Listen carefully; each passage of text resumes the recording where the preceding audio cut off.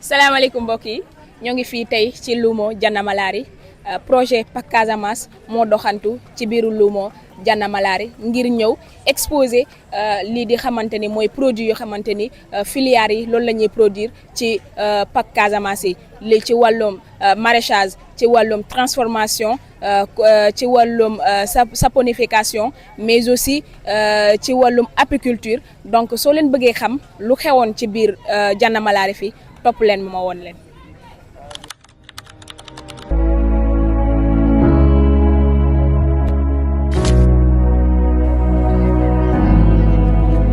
donc fii ñoo ngi ci premier stand bi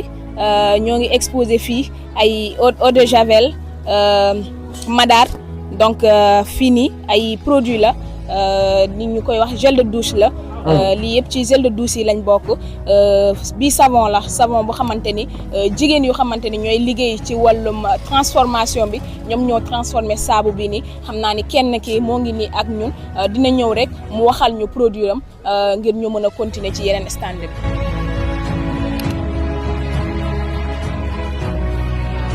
jërëjëf merci beaucoup maa ngi leen di nuyu di leen sant comme ni nga ko waxee ay produits la madar ak saabu yi am na à base de riz am na base de curcuma ak base de mbërmbëf waaw loolu lañ defar ni comme ji ñoo xamante ni seen yaram dina am ay picc taas di baax na ci seen peau dina leen jàppale waaw ak saabu yi peau yi ñi ngi fi mbërmbëf la comme ni ma la waxee ak base de riz ak kii curcuma ñoo fi nekk. est-ce que mën nga ñëwal ci GIE bi tuuru GIE bi ak fan ngeen nekk ku leen bëgg a woo fan lañ leen di jotee. waaw dëgg la GIE bi mu ngi tudd GIE Ñaako Waali mi ngi Sédhiou sant suu wetu école 2 léegi ku bëgg a jot GIE bi madame Aïda Mandiang numéro téléphone baa ngi fii 77 578 91 40 waaw ñu ngi Sédhiou sant suu dëggal. jërëjëf xam naa dañuy jaaraat ci beneen stand bi rek xool stand boobu noonu tey lan la ñu indil fii ci Janna Malari gis naa fi tulukuno produit bu xamante ni dafa baax lool ci yaramu nit te tamit dafa baax ci xale wala nit boo xamante ni rek biiram day métti saa yoo ko jëlee rek da nga ciy am tan gis nañ ni tamit fii madd boo xamante ni dañ ko transformé def ci sucre def ci sel def ci piment donc loolu yëpp ci GIE bi la bokk xam naa ni damay jël keneen ki tamit moom tamit mu exposé ma lu ci des ci produit yi. ok asalaamaaleykum maa ngi leen di nuyu bu baax a baax di remercier waa PAK Casamance leen jaajëfal suñu produit ñun ñoo ngi tudd GIE Ñaako Waali ñu ngi dëkk sant suu en face école Chérif Younous Aïdara ci yoon buy dem ARD. dafa di GIE boo xamante ne ci li ñuy yëngu dafa bëri mais tey suñu ñaar produit rek la ñu indi muy saponification bi ak les produits locaux yi ñuy transformé fii am nañ fi thé de bissap rouge bi nga xamante dañ koo defar à base de bissap ak naana nga xam da ngay ñëw rek jël sa ndox def ko infusion xool sa quantité de sucre bi nga soxla nga daal ko ciy def bii infusion moringa la ñëpp xam nañ ne moringa lu muy faj dafa bëri mën na faj asthme ulcère estomac te day raxas rein ba mu set. loolu tamit mu ngi fii da nga koy def ci sa kii bi bii farine enrichie la farine enrichie ku ne mën na koo lekk muy xale muy mag muy sportif ku ne mën na koo lekk liñ ciy defar mooy kii bi matière première yi riz la maïs ñebbe buy ak arachide moom lañ ko defaree ak foño pour xale la ak mag surtout troisième âge yi tamit dafa baax ci ñoom day yokk seen doole ndax am na fer am na vitamine. lii caakiri la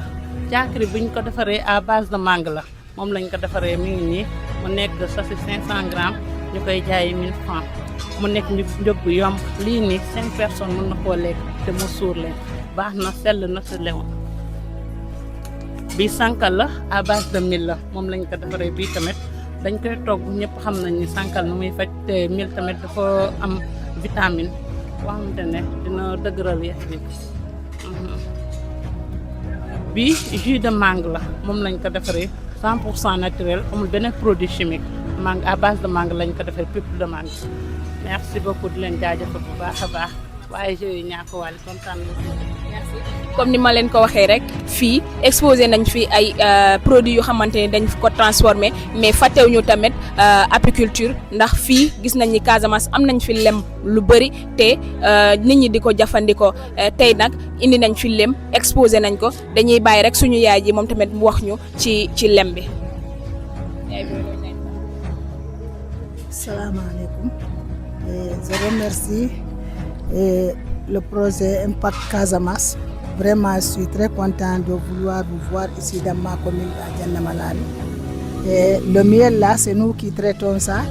Quand on récolte le miel, on amène, on transmet ça sur la machine et encore on revase dans les bassines et on traite pas ça très bien. C'est ça qu'on appelle le miel pur. Et on en fait aussi le miel mangrove, mais ce temps n'est pas arrivé d'abord pour aller y récolter le miel mangrove. Tout ça, on le fait ici dans notre projet miellerie du secteur de Boussimbal. Merci beaucoup, je vous remercie à ma part. C'est moi qui vous remercie. Merci donc comme ni ngeen ko gisee rek miel bu xamante ni 100% la donc pur miel boo xamante ni dañ ko récolter directement rek indi ko jaay ñu ko fii comme ni ngeen ko gisee rek GIE ban moo koy jaay coopérative des apiculteurs de la forêt de Boussimbalo ñoom ñoo koy jaay donc bouteille bu ndaw bi ñoo ngi koy jaayee 2000 francs bu mag bi 1 litre bi ñoo ngi koy jaayee 4000 francs donc tey boobu exposition lañ leen indil fii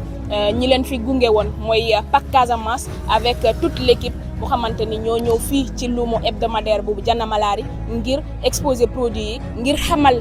population bi que ni PAC Casamance moo ngi exister plateforme agro commerciale la bu xamante ni moo ngi fii ngir ñu xamante ni ñoo ngi ci yëngatu ci maraîchage ñoo ngi yëngatu ci apiculture waaye tamit ñoo ngi yëngatu ci aviculture ndax ñooñu tamit bàyyi ñu leen ci ginnaaw ñoom ñëpp ci plateforme bi lañ bokk ku bëgg a adhérer rek suñu plateforme yi disponible nañ ci Google ci Play Store ak ci Apple Store donc képp ku ko télécharger foofu rek mën nga adhérer ci